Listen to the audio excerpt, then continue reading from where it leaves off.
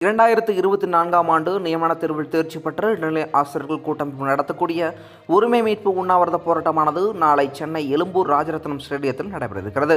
6 விதமான கோரிக்கைகளை வலியுறுத்தி இந்த போராட்டமானது நடைபெற இருக்கிறது.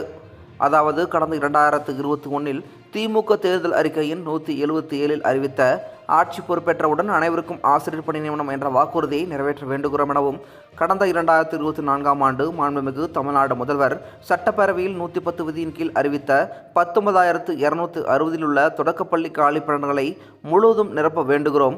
13 ஆண்டுகளில் 4 முறை தகுதி தேர்வும், ஒரு தமிழ் தகுதி தேர்வும், ஒரு நியமன தேர்வும் எழுதி தேர்ச்சி பெற்ற தகுதியுள்ள ஆசிரியர்களுக்கு மீண்டும் மறு நியமன தேர்வு இல்லாமல் கல்வியாண்டில் மதிப்பெண் சீனியாரிட்டி அடிப்படையில் பணி நியமன ஆணை வழங்கிட வழிவகை செய்ய வேண்டுகிறோம் எனவும், RTE 2009 சட்டத்தின்படியும் தமிழ்நாடு அரசாணை எண் 149 படியும் தகுதி உள்ள ஆசிரியர்களை தேர்வு அடிப்படையில் TRB மூலம் மட்டும் நியமனம் செய்ய வேண்டும்.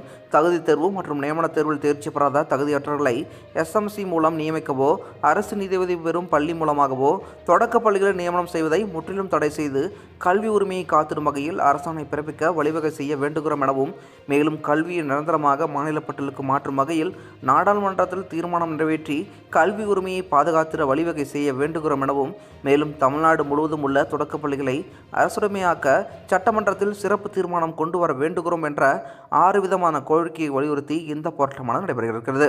இதுபோன்று மேலும் முக்கியமான செய்திகளை தெரிஞ்சுக்கணும் அப்படின்னா நம்ம சேனலை சப்ஸ்கிரைப் பண்ணிட்டு தொடர்ந்து நம்ம சேனலோட இணைந்திருங்க. மீண்டும் அடுத்த சந்திக்கலாம். நன்றி.